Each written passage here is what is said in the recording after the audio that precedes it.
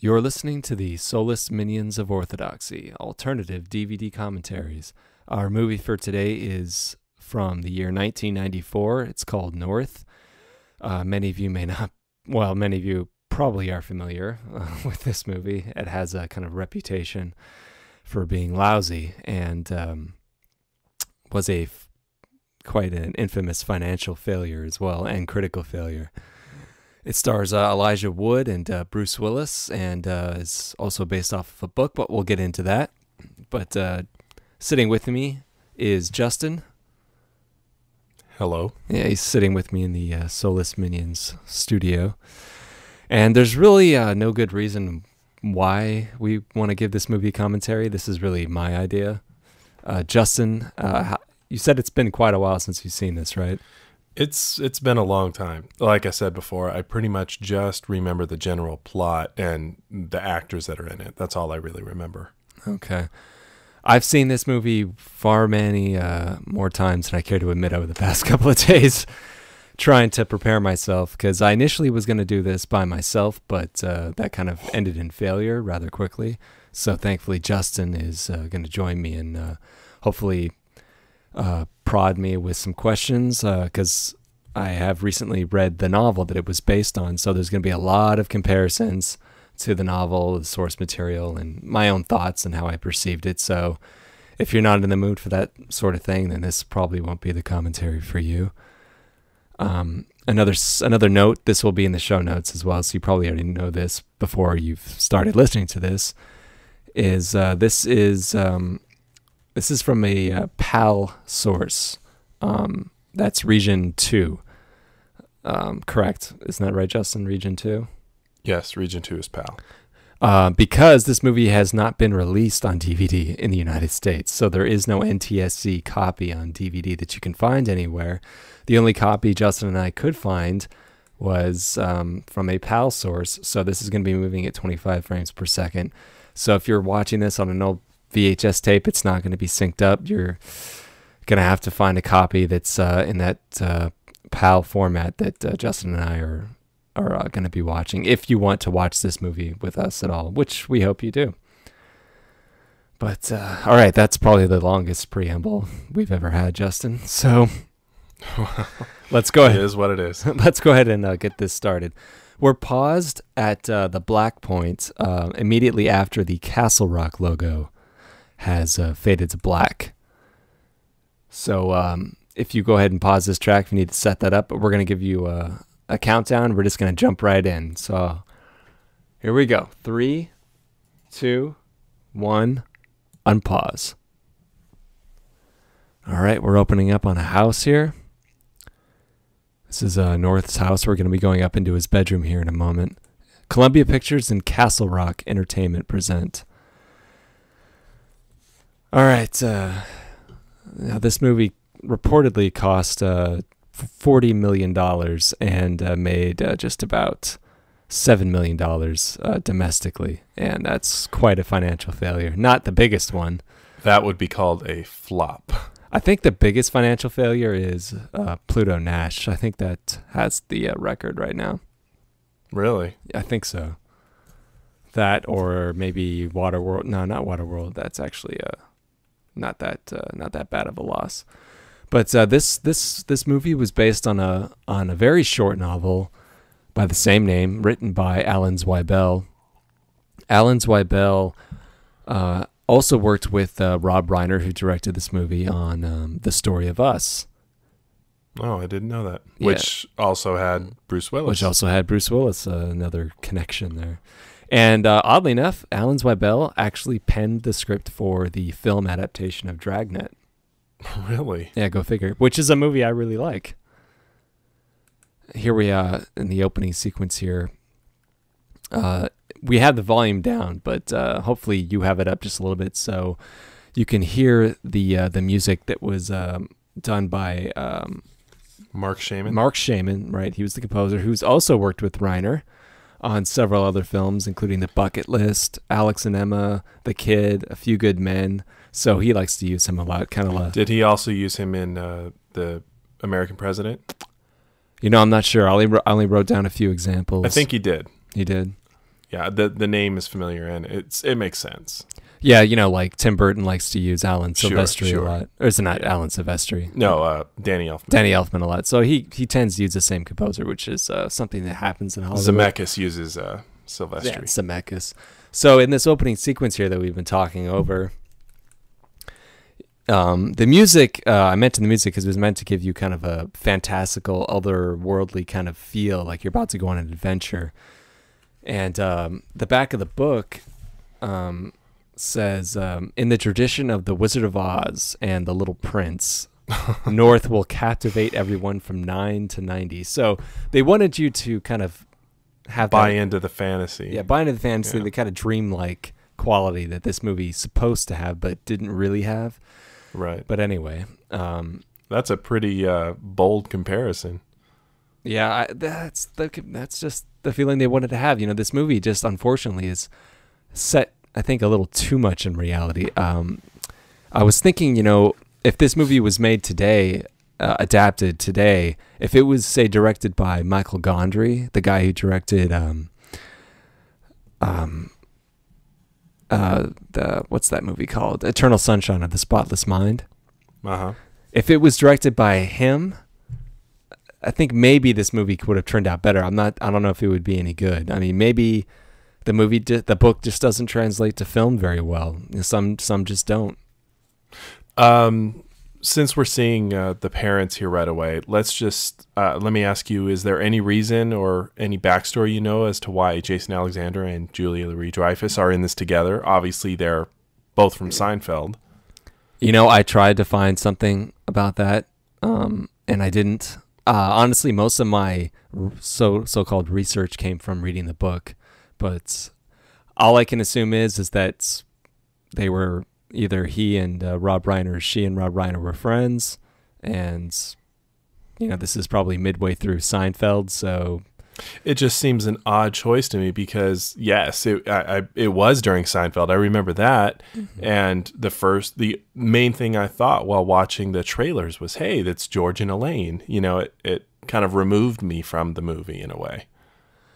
Yeah, I'm not really sure why, but you know, this movie, like say, It's a Mad World or other films like that have just various, you know, name actors in small roles, you know, cameos, and maybe they were going for that kind of feel, you know, like maybe each actor would bring their own kind of essence and liven up the scene, and you know, that would be more for the adults than for the kids. But there is something else I want to mention up top before we get too much into this movie. I think one of the things that kind of makes this movie infamous for its critical failure was the review by Roger Ebert and Gene Siskel. Have you ever seen that review? The actual video, no, but I do actually have some quotes from it. Well, yeah, I have the quotes. I'm looking at them right here. First class junk, deplorable, and I can't say that word. Cataclysmic? Cataclysmically unfunny. That sounds like Siskel's quotes. And that it made him feel unclean as he watched it. that's Gene Siskel, right? Roger Ebert, this is from his print review, but he had some funny things to say on that video clip as well. But from his print review, this is verbatim. Okay. I hated this movie. Hated this movie. Hated it. Hated every simpering, stupid, fake, and audience-insulting moment of it. Hated the sensibility that thought anyone would like it. Hated the implied insult to the audience by its belief that anyone would be entertained by it. And it just kind of goes on after that. But yeah, that is a bad review. In a nutshell, that's pretty much how it went.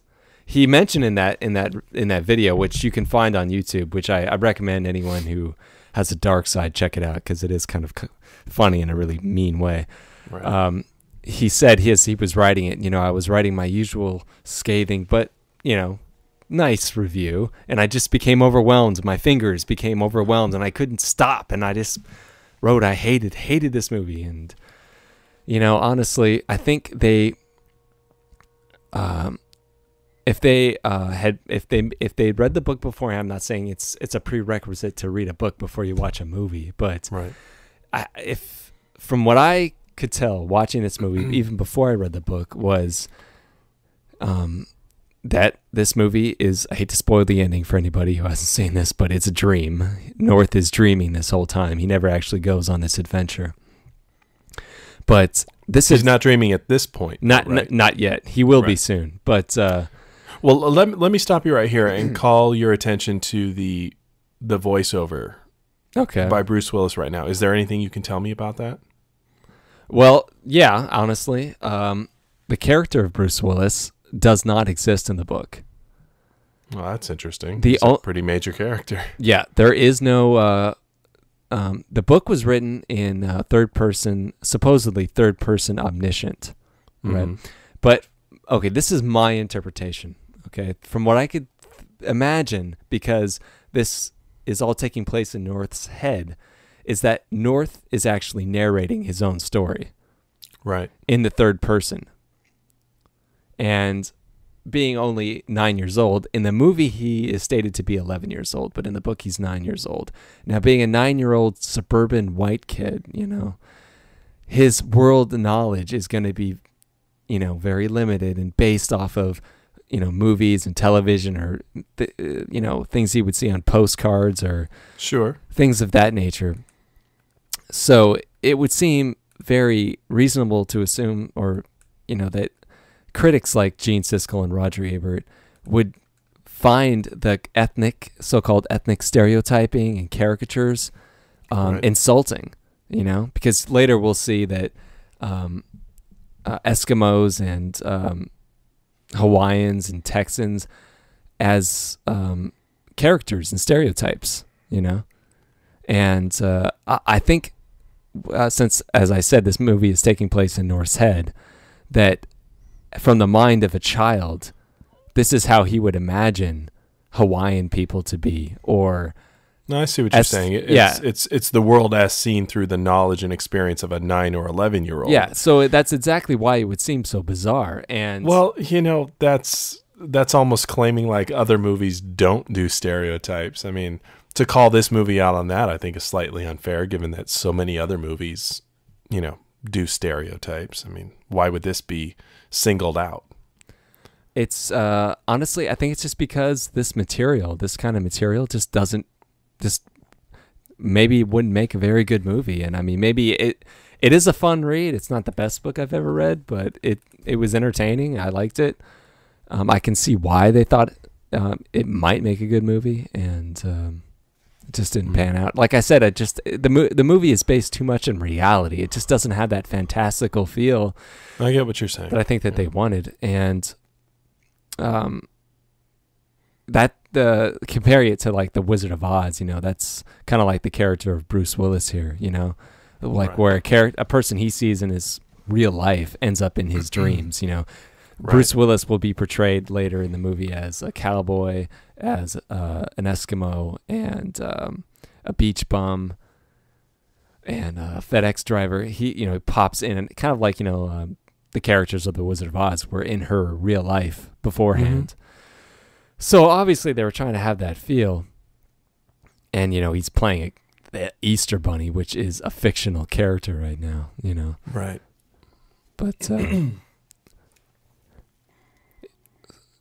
I remember the first time I saw this, I was in junior high in the 7th grade, and I didn't know anything about it. It's financial or critical failure. I mean, who cares when you're 13 years old? Sure. So I remember watching it. Now here, we've obviously crossed over into the fantasy. Right. This is, he's just been given the notion of a free agency. Now, Bruce Willis gave him that notion right then. But in the book, it was he came up with that idea by himself while sitting there in his secret spot, as you could tell, which was in a mall.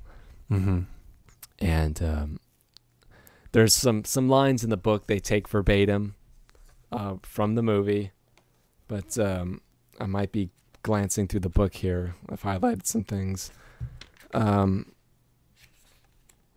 Some lines they take, which happens in adaptations. They'll take things verbatim from the book, but when the narrator, which is in the movie, is Bruce Willis, when he's referring to that secret spot, he says it was a place where he could go and do his best thinking, a place where he could sit for hours and hours and change the world into the way he wanted it to be.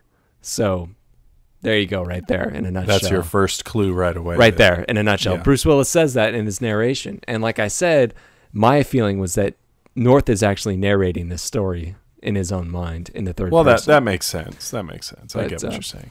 Yeah. That's his subconscious.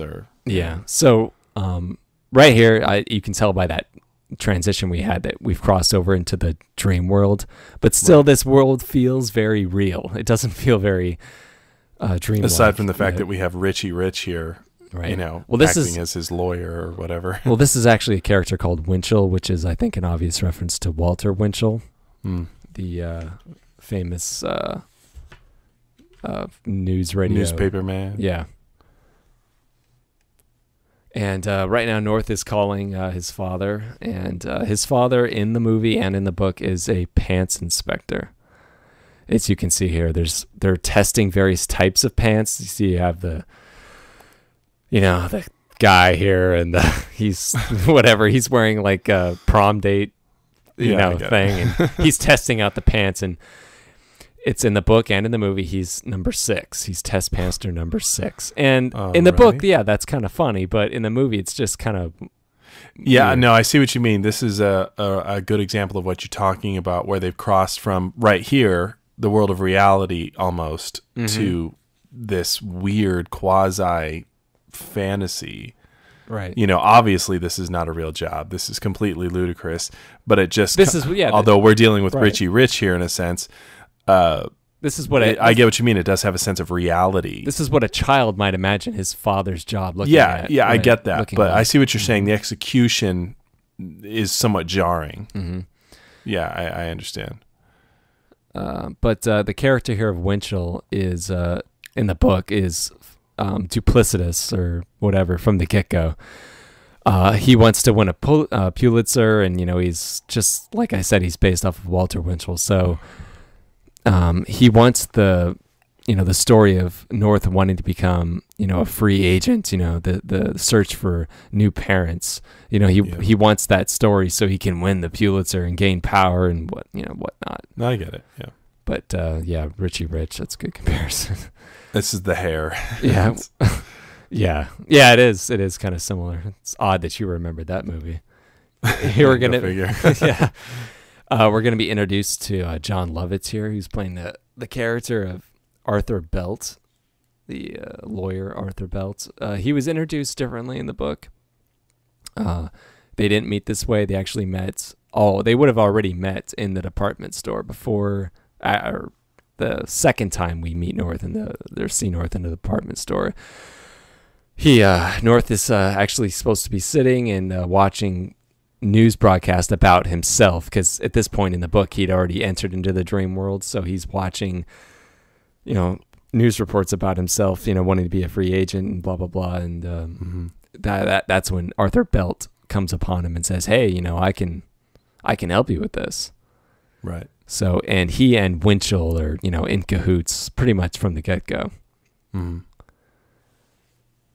And this here, we're setting up the fact that, the kids here, emotional blackmail with their parents, saying, if you don't let me do what I want to do, I'm going to go be like North, and I'm going to divorce you. Right. And there's a phrase that's repeated. Oh, actually, not repeated, but it's used in the movie, and it's used in the book. It's Viva El Norte, which I wrote it down. I can't remember what it means.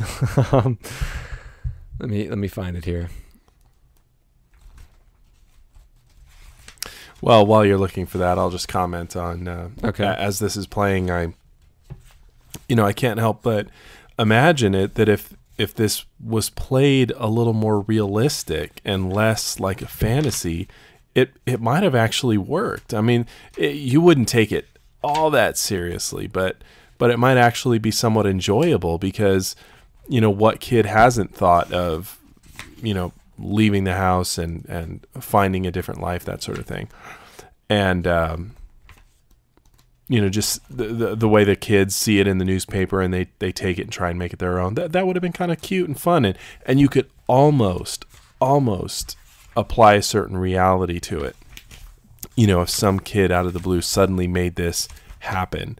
But when you start putting in here what we just saw with the parents all catatonic in the courtroom, I mean, it adds a level of ridiculousness that seems to be in conflict with let me rephrase that. The tone of the movie seems to be in conflict with itself, where you have ridiculous humor, reality-based humor, and then almost a fantasy-like idea versus a somewhat realistic idea of the kid emancipating himself from his parents. And it is jarring. It's actually I hadn't realized just how jarring that was. I was quite a bit younger when I last saw this. Yeah, I can imagine. I mean, it's probably been a long time since you've seen this, so I was probably Elijah Wood's age. Yeah, you're seeing it through adult eyes now. So I mean, Yeah, maybe you're yeah. starting to see it, like all those critics did. Don't get me wrong. So far, I'm not saying this is the worst movie ever made. I'm just saying No. It could have been. I mean, better. no movie ever really is when someone says that, But I can't find out what I highlighted it, but I can't find it. But there is. What about Alan Arkin here? Is there any reason why he's in this? Like I said, it's just that kind of name actor cameo thing. Populate it with a bunch of big actors in small roles, or just. I was just wondering if he was connected to Rob Reiner. Not that I know of, but there is something I want to mention about this before we leave this scene. There's something in the book that is not in the movie. It's the reason. It's how North gets the becomes a free agent, so to speak, so easily. It's because there's a friendship that exists between Arthur Belt, the character of John Lovitz, and the judge, which is his last name is Buckle. Get it? Yeah, Belt Buckle. Yeah, I got it. They served together in Korea. Okay. And the character of Arthur Belt apparently saved his life, or Judge Buckle's life. But what happened is that Arthur Belt was cleaning out his rifle and accidentally shot Judge Buckle in the chest or whatever. And of course, Judge Buckle didn't realize this, so Arthur Belt went out, ran off, got a Bible, shot a hole through it, and then stuck that Bible on top of his chest wound, so he would think that, and then inscribed on the Bible, "To my friend, Buckle, blah blah blah." So he would think that this Bible that he had given him had saved his life. Okay. Right. And I thought that was in the book. That's actually kind of a humorous point, and it's not in the movie. I can see why, because kids probably wouldn't find that all that funny. But that is the reason why he's able to have this trial without a jury, and why the judge easily is swayed to take North's side. And that in that joke, which actually comes off as a little on the lame side, that joke where the lawyer says the defense rests. Right. Is also in the book, but in the book it's actually kind of funny. In the movie, I can see it just doesn't come off very well. Well, here we obviously come across this is the first set of parents. This is gonna this test is out. this is Ma and Pa Tex, played by Dan Aykroyd and Reba McEntire. And see this huge That's limousine. the longest limo I've ever seen. As in a kid's mind, everything in Texas is big. Well, forget Texas. That's just how big they see a limo in their head. Yeah, but in a kid's eyes, he imagines, at least in North's eyes, he imagines everything in Texas to be big. Everything is big. Just everything. This is one of those stereotypes. And the Dallas, is that the Dallas theme? I don't know. I don't have my volume up. Oh, I think it was. Well, I'm going to disagree with you on that one. I don't think it has anything to do with Texas. I think it's just a child's perception of how big a limo is. But the thing is, they clearly built that. It actually is, because, in the movie, North actually does go outside of the United States, but in the book, he doesn't. He goes to Texas, he goes to Hawaii, he goes to L.A., he goes, I believe, to New York, but In the movie, you'll see him briefly in China and in France. Here we have Bruce Willis again.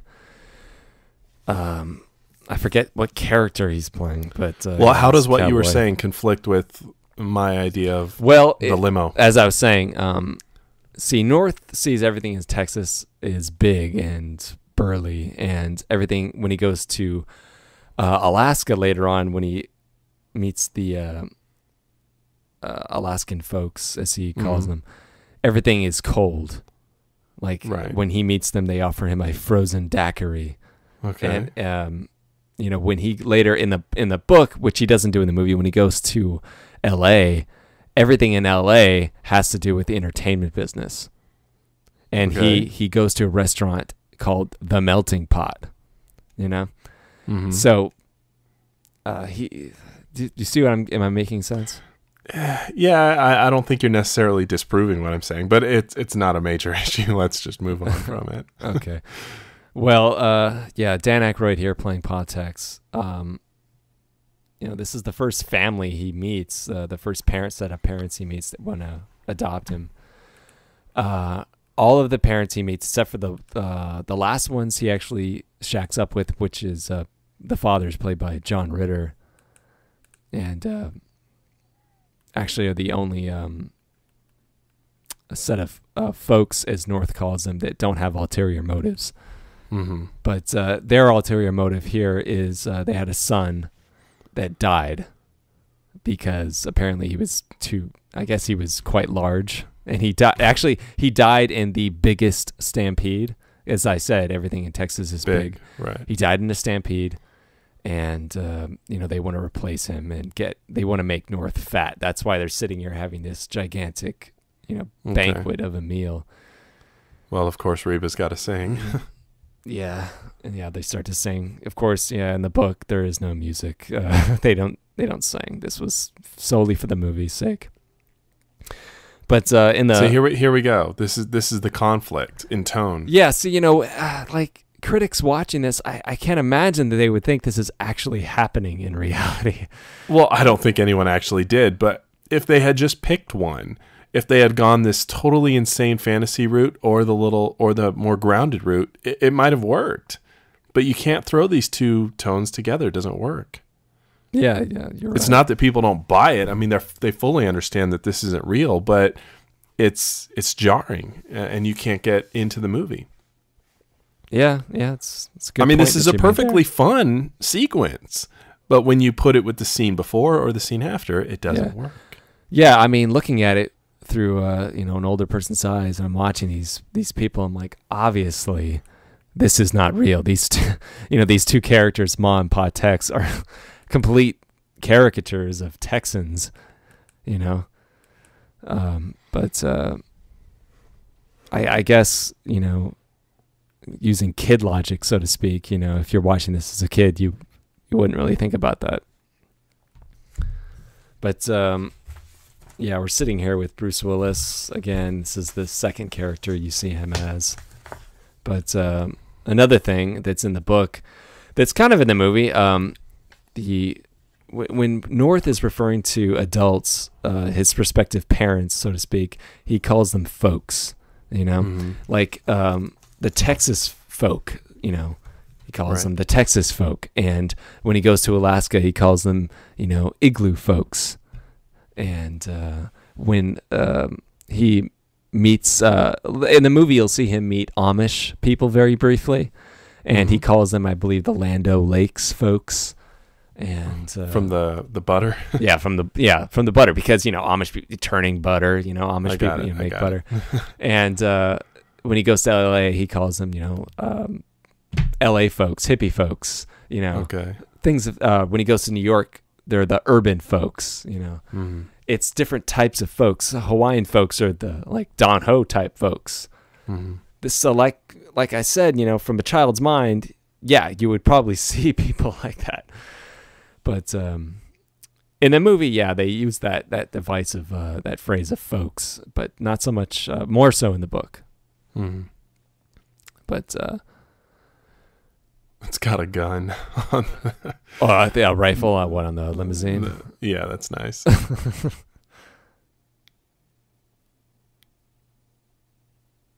Yeah, we'll see that. We'll see this come back later. This quarter with a hole in it. Or silver dollar with a hole in it. I think his name is Gabby. I think that's his character's name. The cowboy here. Boy, that's a big car. It's very, very stretched limousine.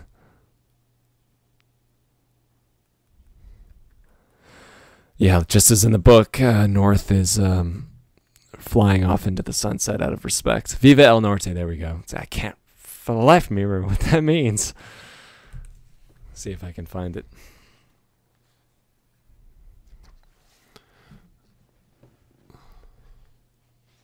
Yeah. So this kid at this point, Winchell, is just pushing North's, agenda so he can write the story on it. That's the idea. Yeah. Well, in the book, as I said, him winning the Pulitzer Prize is a really big deal. I don't think they mention that, or maybe he mentions it when his character is introduced. But it's basically just a power struggle. He wants power, and so does Arthur Belt. And as I said, they're in cahoots. Mm-hmm. Arthur Belt actually becomes governor, I believe, of the state. Okay. And he's pretty much, you're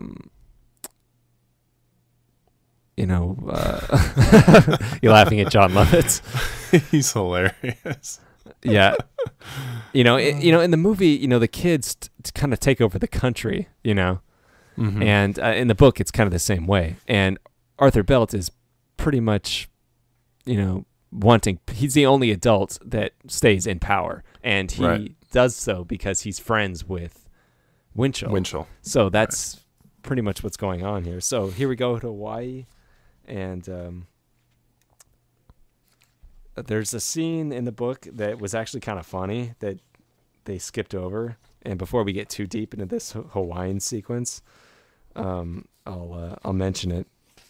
He takes an aircraft carrier actually to get to Hawaii, and as he's going by Pearl Harbor, he mentions he's talking to the admiral on deck. And the admiral says, talking about the attack on Pearl Harbor, he says, "North, well, if only you'd been there that day, December the 7th, 1941, you could have made a difference." He's like, "Really?" He's like, "Yeah." And there's all these cadets lined up, greeting North. And he's like, "North, would you mind entertaining the cadets for me?" And North is like, "Sure." So he drops and starts doing push-ups, and all the cadets, throw off their hats and start cheering. He's like, "Thanks, North." And it's completely ridiculous. And you're like, okay, obviously this isn't happening. And when the ship gets to Hawaii, the captain anchors the ship to the dock with a lifesaver and a rope with a light. Yeah. So you're like, okay, obviously this isn't real because that's not how a ship really docks. So, okay. But I know what I said wasn't funny because you didn't laugh. But in the book, it's actually kind of funny. So, yeah. This is the second time I still cannot find out what the hell that meant.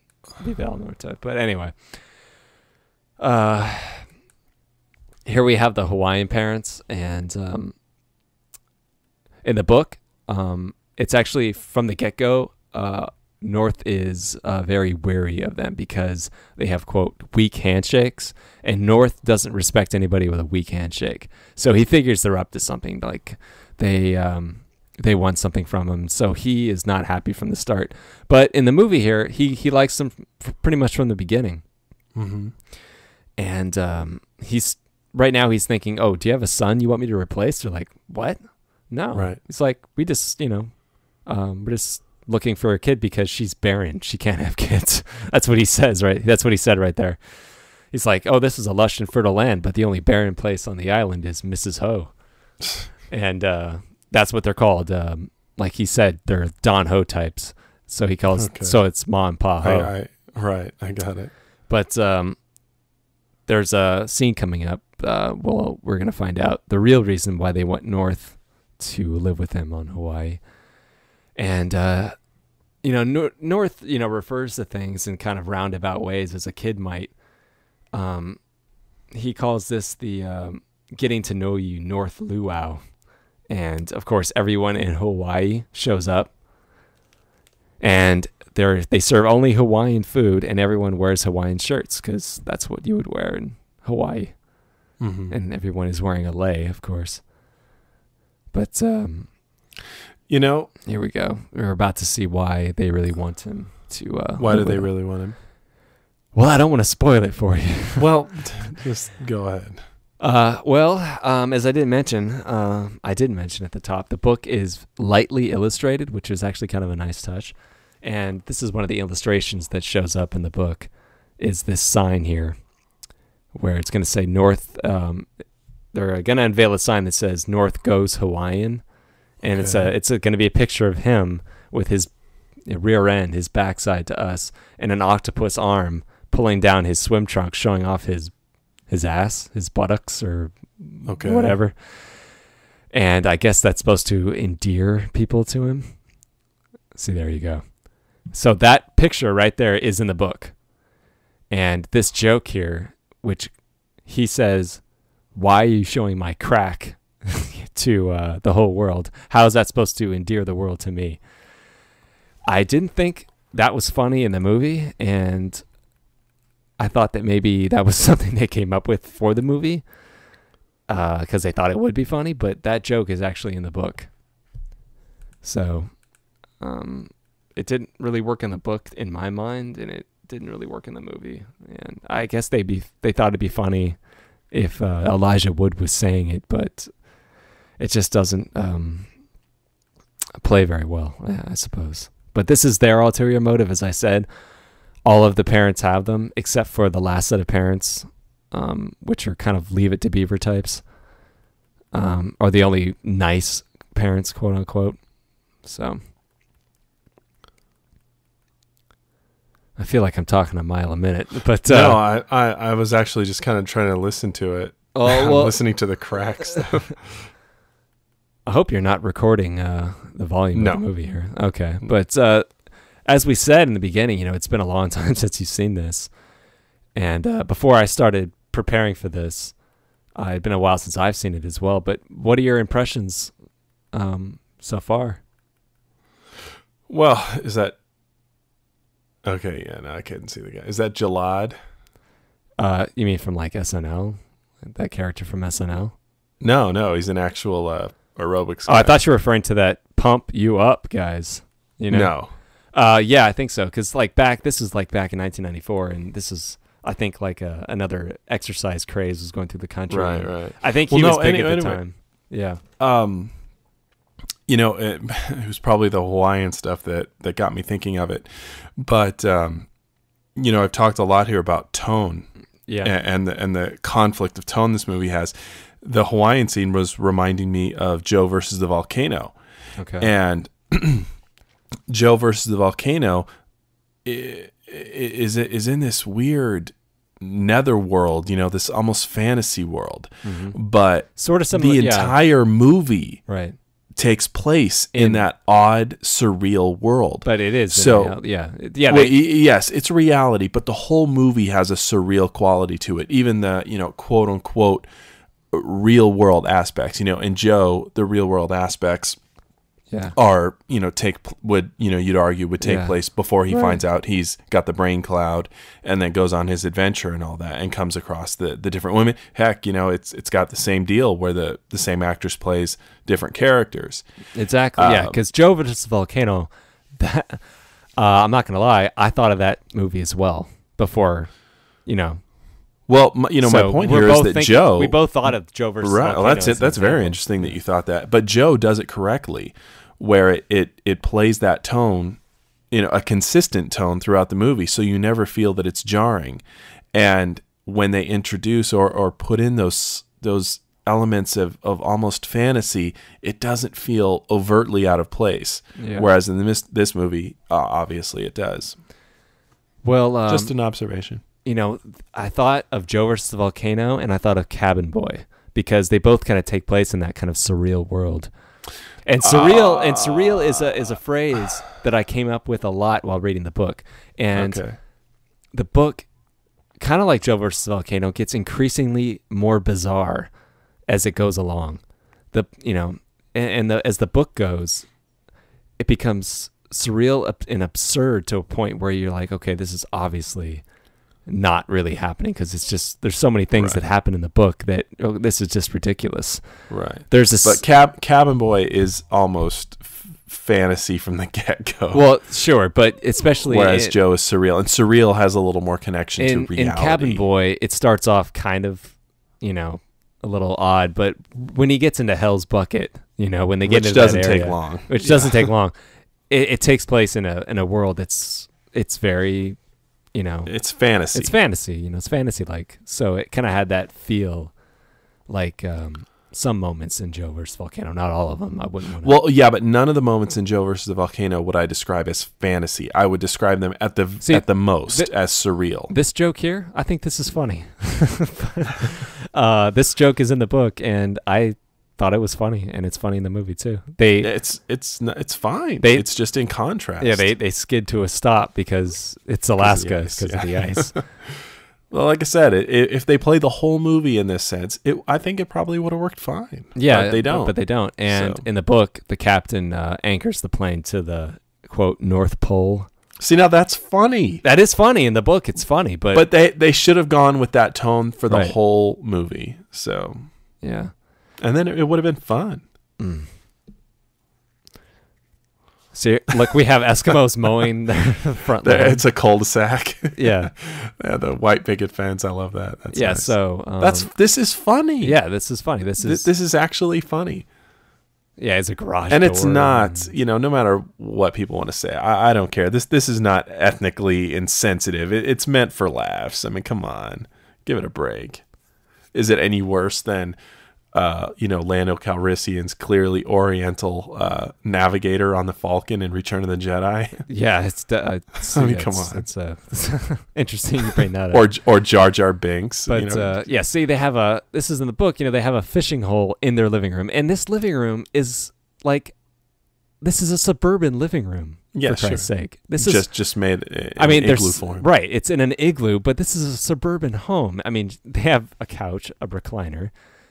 They have a fireplace. The only difference is it's in an igloo, and they have a fishing hole, and they fish right from it. And right here, they're whistling the theme to what's the show? You have the volume up.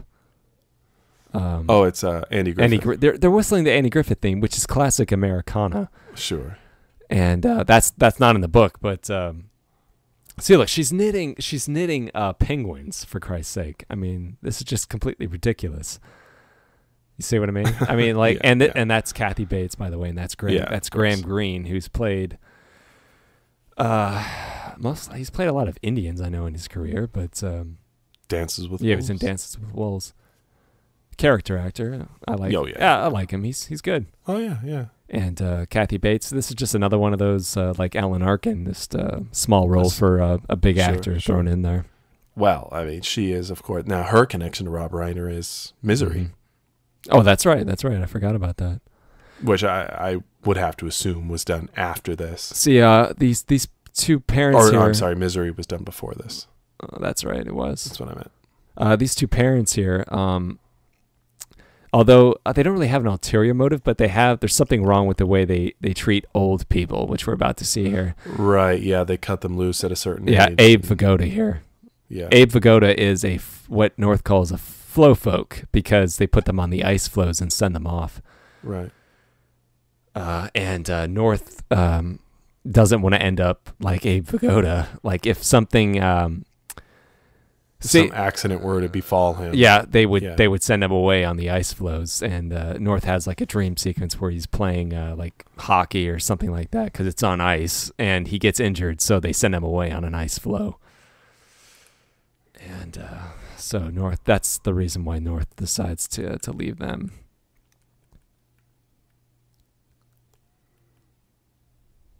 And a joke that is played kind of in the book and in the movie here is, since they're so far north They have 6 months of daylight and 6 months of darkness, or 2 weeks of darkness, whatever.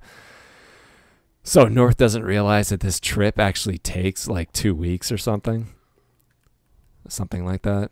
So since it's always daylight, he thinks this trip took like a day, but in actuality, it took much longer than that.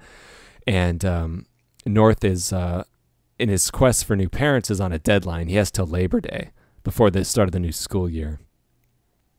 So he still thinks he has plenty of time, but in actuality, he doesn't.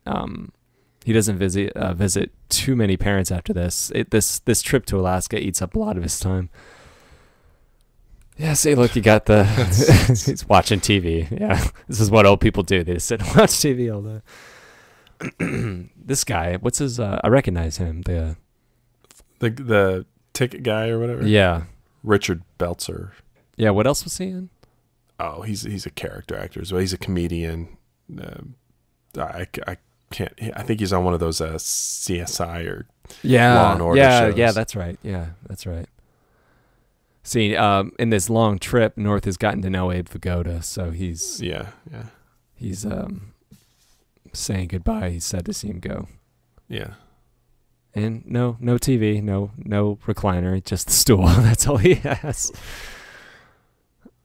It kind of reminds me of Rudolph the Red-Nosed Reindeer when Rudolph and Yukon and the elf Herbie were going off on that little thing together. We're going to see another character played by Bruce Willis. He's actually driving the sleigh. Of course.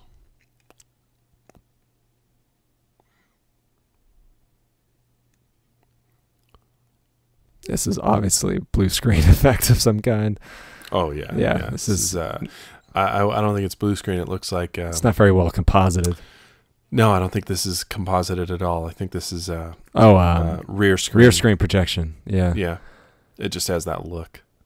Yeah, if they got that tone right that you kept talking about, this odd rear screen projection, this bad rear screen projection would be fitting. Would actually be funny, but it's not. But when you see that in movies where it's like in Down with Love, for example, where they're kind of paying homage to... Oh, well, yeah, that was intentional. Right, yeah, and there's very bad rear screen projections. It's an homage to those 60s films where they did that a lot.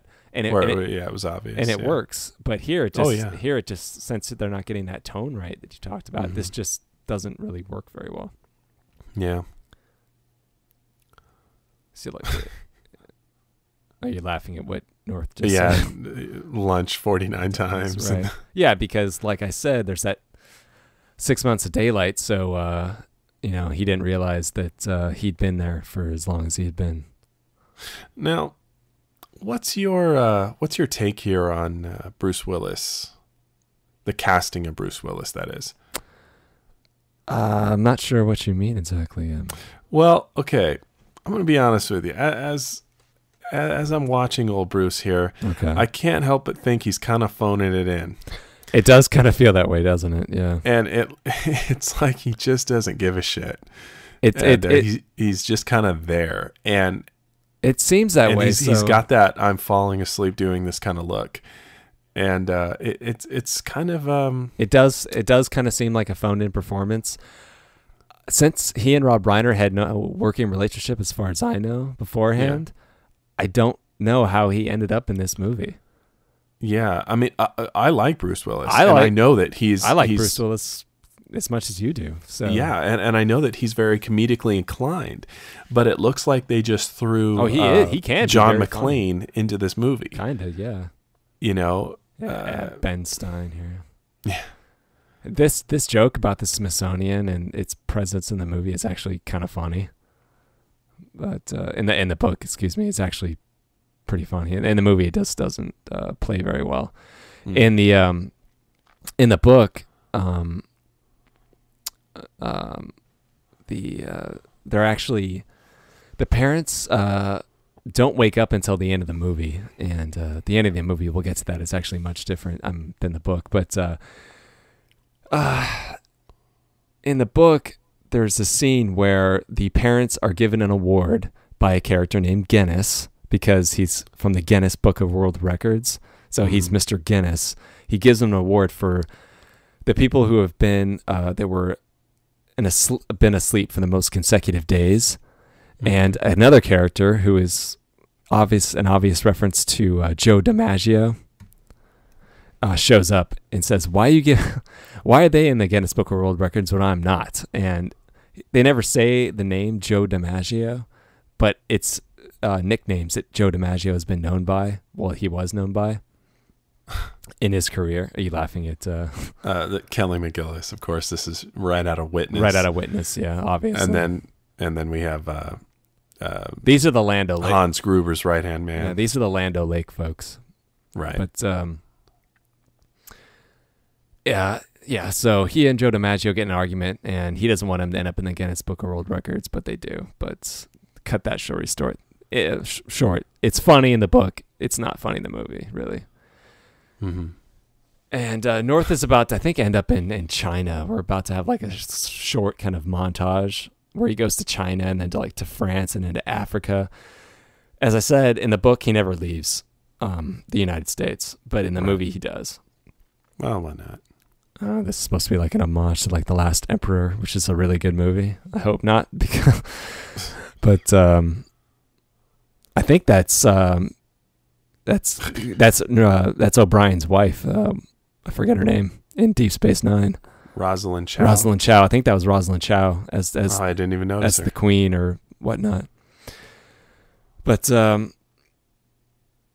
can't remember. In the book, after he visits the Amish people, he runs away. He doesn't fly away. He runs away, and that's right. He runs away, and that's when he meets up with a character that I'd forgotten was actually in the movie.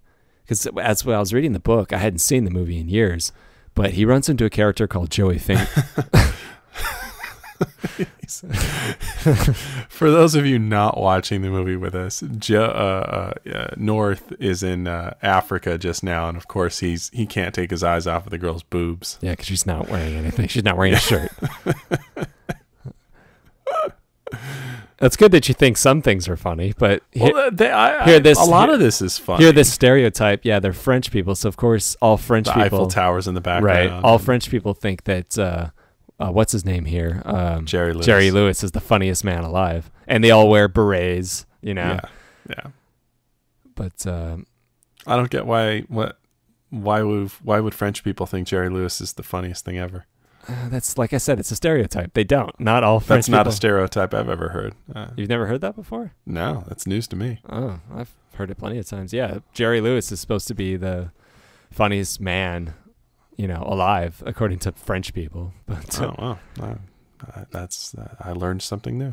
As I was saying about Joey Fingers, a character by Joey Fingers, who's also played by Bruce Willis, shows up at the end of the movie. He's a comedian, and he's supposed to teach North some things about life. And as I was reading the book, I didn't realize that the character of Joey Fingers is in the movie, but really has no significance in the movie. But in the book, plays a much bigger role, and North spends a lot of time with him and picks up some life lessons. And honestly, maybe I'm dense. I didn't really get what the writer was trying to get at, the writer Alan Zweibel. But there's some life lessons that the character of Joey Fingers passes on to North. And as I was saying, I think the book was written from a third-person omniscient perspective, but it's actually North narrating his own story. So the character of Joey Fingers was actually supposed to be North, was an allegory for North as an adult. North was imagining himself as this adult who was this comedian who had spent his whole life trying to make people laugh, and who hadn't actually been away from home for his whole life, like North had been all summer long. North had been away from home and had started to miss home. And the character of Joey Fingers came from a place called the Old Country. There's a bit of a story about that, but the character of Joey Fingers said, "I came from the Old Country when I was a kid. I haven't been back there since." So like North, he hadn't been home in a very long time. And so I think North conjured up this character who was an adult who hadn't been at home for a while and was starting to miss it. And Later, he takes Joey Fingers back home. Nobody remembers him.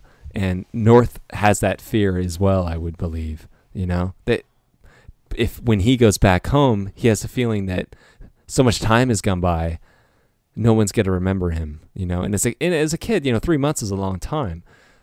So, am I making any sense? I feel like I'm just going. No, I totally get what you're saying. Okay, it's interesting. Okay, yeah. This plot point here, which Winchell refers to in the movie as Operation Xerox, doesn't happen in the book because the parents don't wake up until the very end of the book, where they're actually about to be hanged. We'll get to that later. They're going to be put to death in the book. That doesn't happen in the movie because I think that'd be too traumatic for kids. But yeah. Hey, who is that? Who's that girl? That is actually Scarlett Johansson.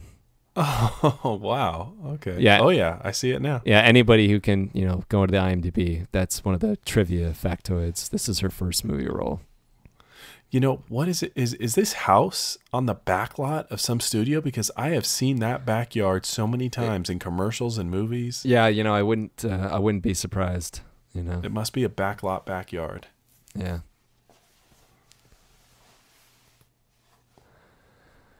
Yeah, this little bit here with Winchell, he's taping the parents, and he's gonna alter the tape. So, see, right now the parents are pleading, they're like, "Oh, please come back, North. We miss you."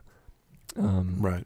And Winchell's gonna alter the tape, so it seems like they're saying something else, like, "Oh, we don't really want you back, North," and blah blah blah. And he's gonna send the tape to North, so North sees this, and so North believes that his parents don't want him back, because Winchell doesn't want North to go back to his folks, because it'll blow apart this whole scheme that he and Arthur Belt have going, which is pretty much to take over the whole country.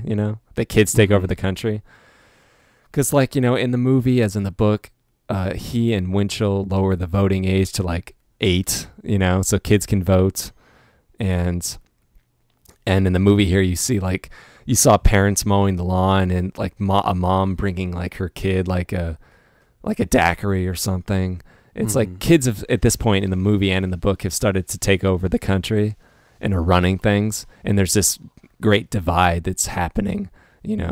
Parents are becoming servants to the children, and they don't like that none too much, of course, and so they hate North's parents. They in the book, it makes sense that in the end they would want them to die, because that is what almost happens. Okay. They want them put to death, because they're the cause of this whole thing. They're the cause to why North would, set off on this whole adventure and set in the kids' minds why, this emotional blackmail of, well, if you don't do what I say, then I'm going to divorce you and blah, blah, blah. I like John Ritter a lot. I wish... I don't know. I wish he wasn't in this.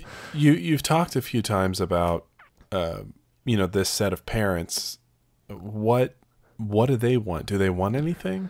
Well, no, yeah, I did mention this is the only set of parents that doesn't want anything or that has nothing wrong with them. They're actually, look at them. They're, like I said, they're Leave It to Beaver types. It's an obvious reference to that kind of lifestyle. They're just regular people who are obviously, movie stereotypes. I mean, look at these.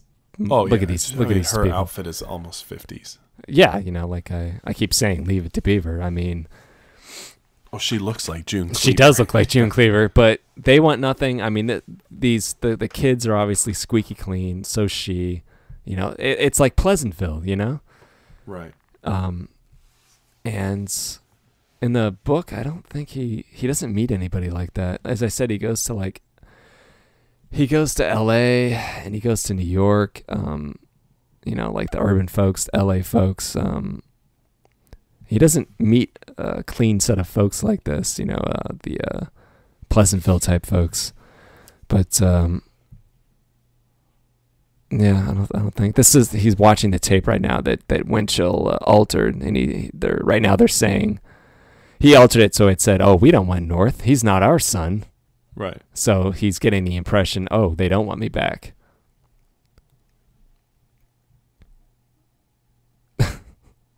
We don't want Hugh. Yeah. Yeah, I forgot about that. Sorry, I didn't mean to quote the movie. Why is he going to leave this set of parents? Yeah, I don't. I think so far everything seems to be going quite well. There's some differences in the movie that I can't remember from the book, but I think he wants to go back. I think because he's actually in the movie, he's actually missing his parents. He does want to go home. Even though he just watched that tape, he's starting to feel a little homesick. That's why he wants to go back. So he doesn't really want to leave them. Yeah, he's not saying there's anything wrong with them right here. I'm hearing him say. So look at it. He just wants to be alone. Yeah. Look at that. He has looks like the dog from the Brady Bunch. Yeah, sure. Yeah.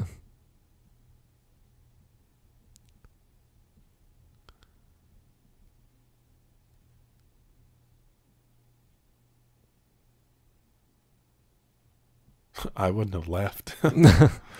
Yeah, probably not.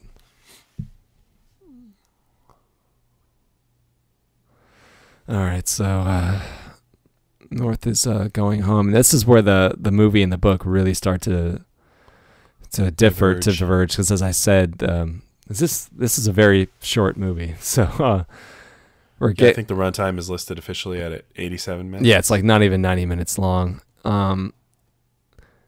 Since Winchell and Arthur Belt, like I said, they have these, they're in cahoots. They don't want North to come home because it will spoil their plans to world domination. They hire this guy here who's going to show up here and try to kill North. And it's going to get back to the kids that North is dead. So they think their great liberator is dead, blah, blah, blah. And that kind of happens in the book. They do think North died, but not for the same reasons. Because you're going to see this guy come up with a gun as North is going to be ordering a hot dog here and try to kill North. That doesn't happen in the book. In the book, he spends a lot of time with that character of Joey Fingers, as I said, after he meets the Land O'Lakes folks, the Amish folks, or the characters from Witness, as you said. And he learns from some apparent life lessons, right? Because, as I said, Joey Fingers says he's from the old country, right? And I got the impression that North had made up the character of Joey Fingers from something he may have read about in history class, because Joey Fingers describes himself as being from the old country. And in the old country, he says he lived on a farm or something like that, and people on horses came and took over the farm and split apart his family, and he and his family left on a boat and ended up at Ellis Island, right? You following me? So yeah, I'm with you. So he is an immigrant, and he was from Russia, and he was being religiously persecuted because Joey Fingers refers to a czar, so obviously Tsar Russia. So I got the impression that he had made up this character out of something he may have read in history class one day as, an immigrant, someone who was sent away from home and could never go back home. You see what I'm getting at? Yeah. So Joey Fingers, as well, we haven't met him in the movie yet, but in the book, is a comedian. And one of the things he says to North over and over again is, people don't really ever change. They just think they do. And as long as you keep people laughing, you can get them to do whatever you want. Just make sure you get them laughing. Keep them laughing, And if something's funny, it's always funny, If one joke about one president is funny, it'll be funny about the next president. And that kind of life lesson about humor is something that North uses to his advantage, and is how he gets his parents from not being hanged at the end of the book. He's able to use humor to sway the marauding hordes of kids and parents to stop and listen to him and convince them to not actually hang their parents, his parents. Oh, that was a mouthful. Okay, got that out. Yeah, see that whole bit there with that guy chasing him with the gun? Right. Yeah, not in the book, and I don't think it really works in the movie. I think it's kind of it did. But see, like the tonal shift was way off. You see what I mean? Yeah. Oh, yeah. It's like dead weight on the movie. Yeah, you felt it, didn't you? Oh, yeah, definitely. Yeah. See, the movie was at least trying, and now it's like, what the hell is going on? See, now he's meeting this kid in this kind of shadowy place under a bridge, and they're trying to get back to that tone, you know, but it's not working at all. So yeah, so you had that guy with the gun. He's like a mafia type guy. Yeah. Yeah, that just, he refers to Winchell as boss. He's like, yes, boss. You know, it's like, what? I can see what you were going for, but it just didn't really work.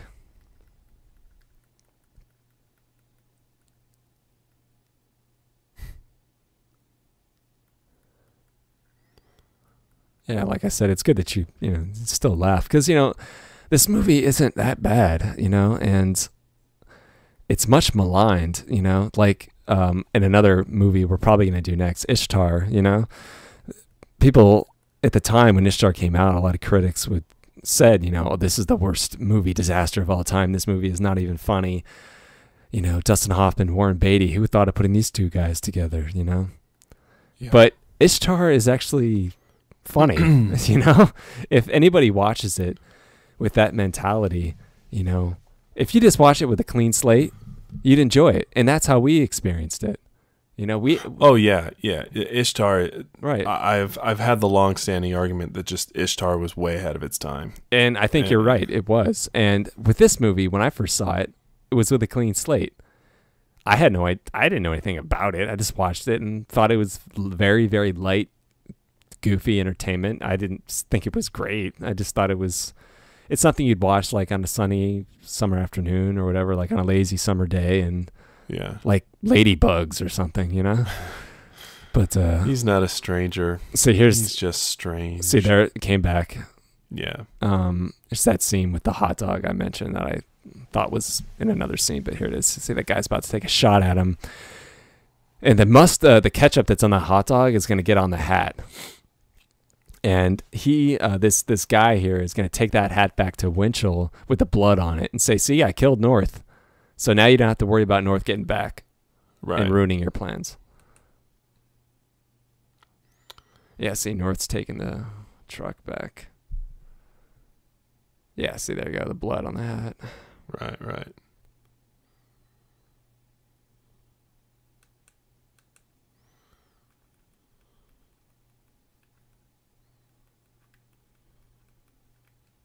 See, I'm not sure if this is I don't think this is the FedEx driver that Bruce Willis plays. I don't believe. I think that comes up later. I think this is just another truck I'm getting confused with here. Yeah, this is just how North made his escape here.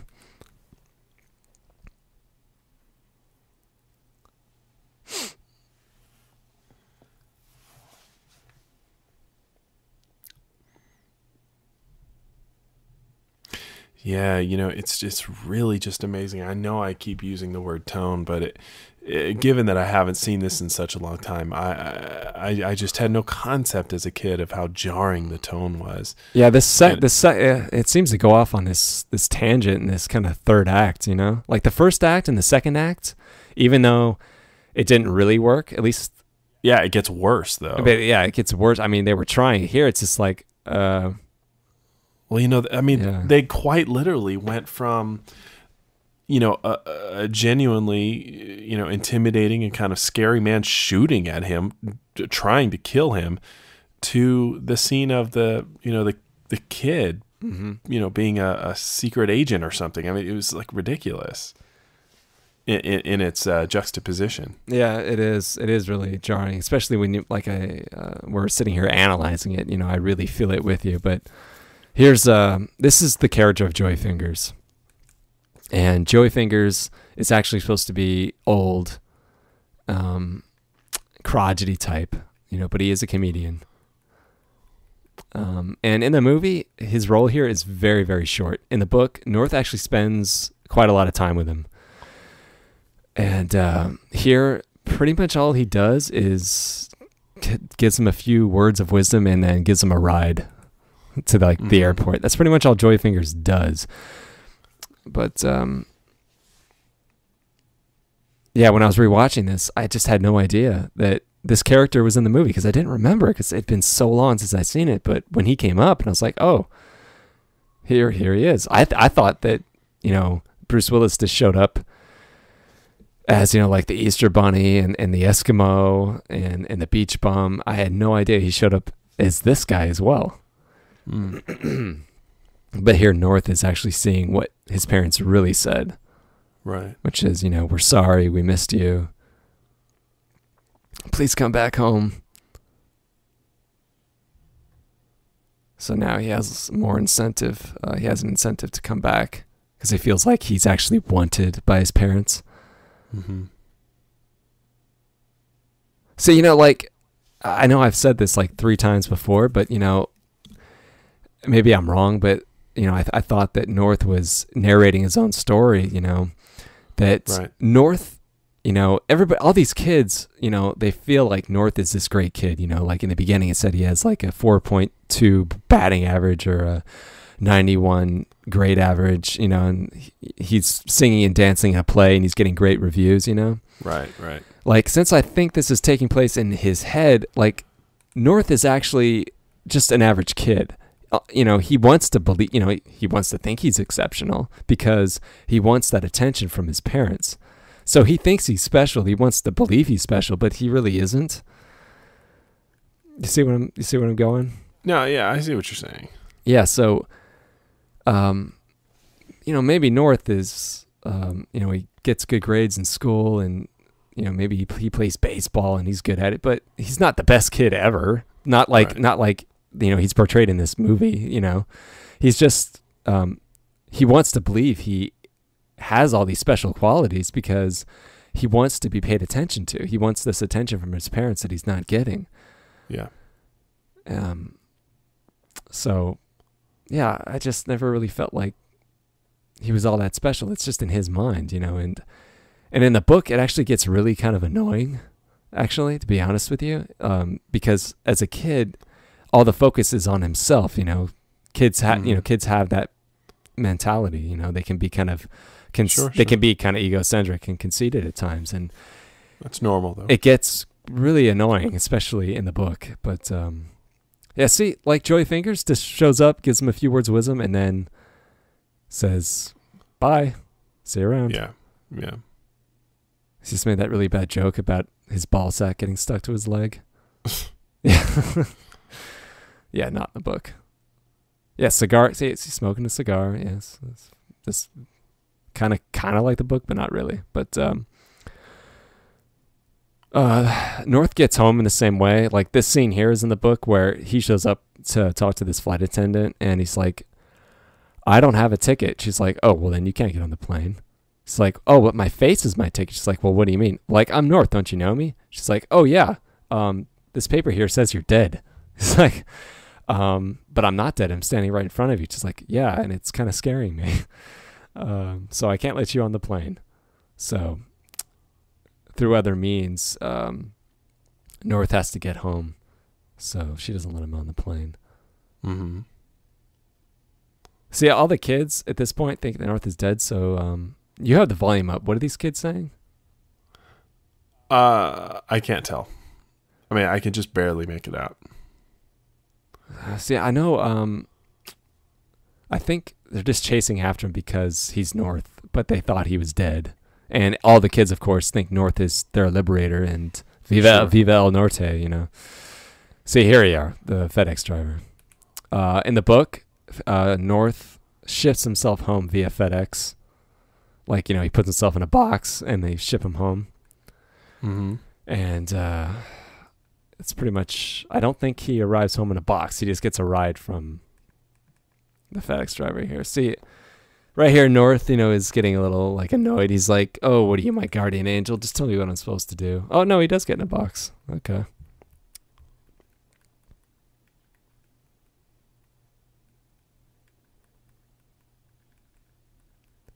I don't see John Lovitz around much anymore.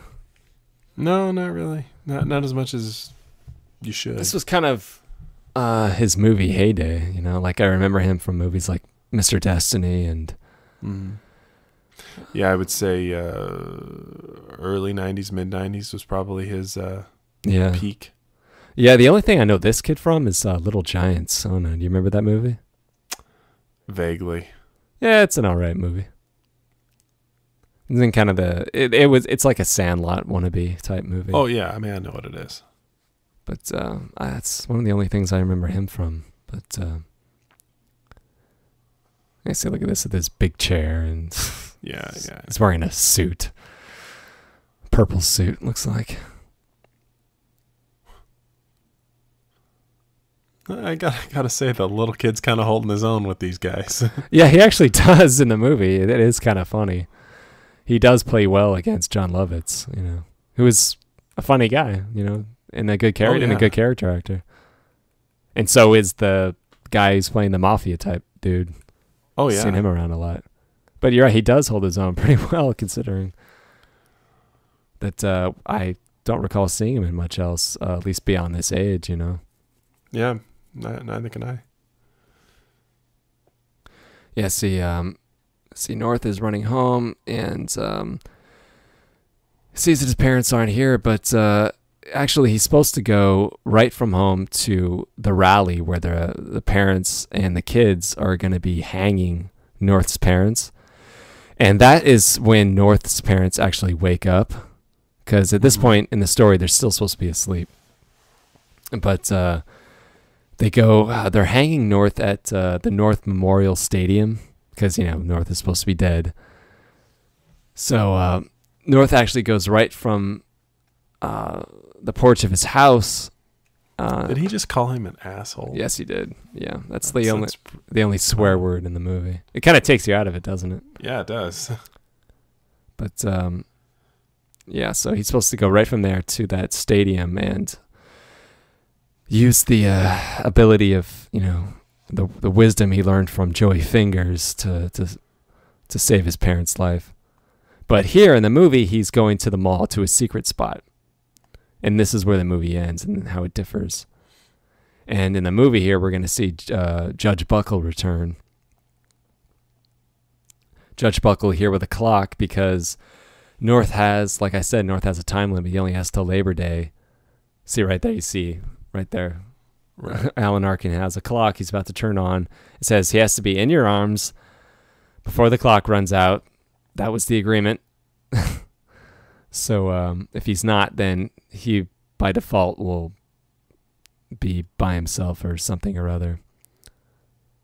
And I can see why they changed it, because, you know, a hanging, you know, wouldn't really work well in a kid's movie. Right. So, but as I said, you know, this whole movie is a dream. You know, this is all taking place as North is sleeping right there in that, you know, in that recliner in his secret spot. And in the book, you know, it doesn't really end that way. They go right from that stadium, from the North Memorial Stadium. His parents say, "Let's go home, North." And North says, No. Let's go to my secret spot. And as I said, the book is lightly illustrated. And the book ends on a image, a drawing of the three of them sleeping together in the recliner. Mm-hmm. So obviously, yeah, it was supposed to be a dream. Just like as in the movie here, they all kind of, you know, the writer was saying they were supposed to have some kind of group dream or something like that. Right. That they all kind of imagine this together or something like that. But see here, the movie's getting all dramatic. What is this? Yeah. Yes, the guy with the gun. What? You know? Yeah. And he wakes up. There we go. All a dream. And we're going to see Bruce Willis here as the Easter Bunny. He just had his long day as the Easter Bunny. And, you know, like the Scarecrow in The Wizard of Oz, you know, or the Tin Man or the Cowardly Lion, you know, this is the real version. So the real, you know, Bruce Willis is giving a ride home. And he actually does say, he quotes a line from The Wizard of Oz right here. as he's saying goodbye, you're going to hear Bruce Willis say, "There's no place like home."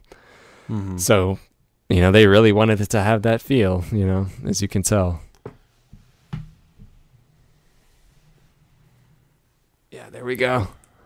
Which makes no sense whatsoever. It kind of reminds me of that movie Time Bandits, where we saw those, items on his shelf, and then we see them in real life, and then we wake up, he sees them again. You see what I'm talking about? So we're not like sure if he dreamt it or not.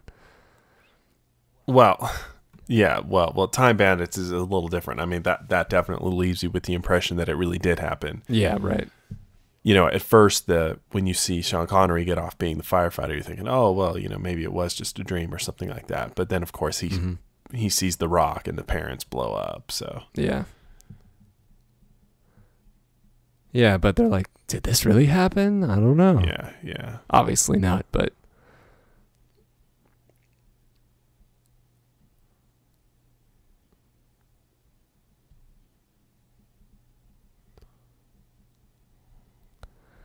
Yes. His first name is North? His first name, yeah. Yeah. Okay. I don't think they ever say his last name. I never actually even kind of thought about that. You never thought why everybody keeps calling him North? Well, I mean, obviously that was his name, but I mean, I just never gave any thought to the fact that it's such an odd name. I don't know why. I just didn't really give it any thought. Yeah, I don't know. Like, I wonder if it's short for something. I don't think so. Well, given that you read the book, I would have. No, the book touches on none of that. Why it's called North. I mean, he doesn't travel just north. He travels everywhere. Right. So, I mean, it's a direction. I mean, that has to do with traveling. So, I guess they thought that the writer or whatever thought that would be prescient or funny. Oh boy, there we go. Man, that was I'm tired. My voice is going out on me. I've been talking my head off here, but like I said, thankfully this movie's not even 90 minutes long. Mm-hmm. But yeah, I've had a good chat here. This turned out a lot better than I thought it would, considering that you had no preparation for this whatsoever. Right. And I think you asked some interesting questions, and you made some comments, especially about tone, that I didn't notice, that you wouldn't notice unless you're being really analytical. Right. But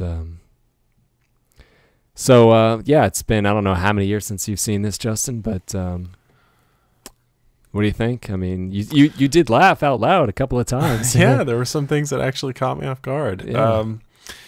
Yeah. Like that joke, about the skidding airplane, I still think that's funny, where it's yeah, definitely. Where it's like it's a science, to skid the plane to a stop before it hits the terminal. I think that's funny. Well, I suppose to summarize, to answer your question there, I don't think it's a great movie. I don't think it's a particularly good movie. Obviously, as I've said ad nauseum here, the issues of tone are I believe the issues with the movie. If they had just picked one way to go, I think we would have turned out with a movie that maybe would have just been forgettable rather than, deemed one of the worst movies ever made. Yeah. Yeah, it's not horrible. I think I don't think it deserves that, title. Definitely not. I mean, I think most of that reputation was earned because of the critical response, but mostly, honestly, I think it was because of Roger Ebert and Gene Siskel. I mean, honestly, if it's scathing, yeah. And we had some audio difficulties there. My track, unfortunately, cut out just before we finished recording this track, but I think Justin and I pretty much wrapped up our thoughts. Maybe we left a few things out, but I'll have to say good night for the both of us, and thank you for listening. Please feel free to visit our community site. That's soullessminions.yuki.com, or visit our website, soullessminions.libsyn.com. And from Justin and I, thank you for listening. Please stay tuned for our next commentary, which will most likely be Ishtar. We'll see you then. Well, good night.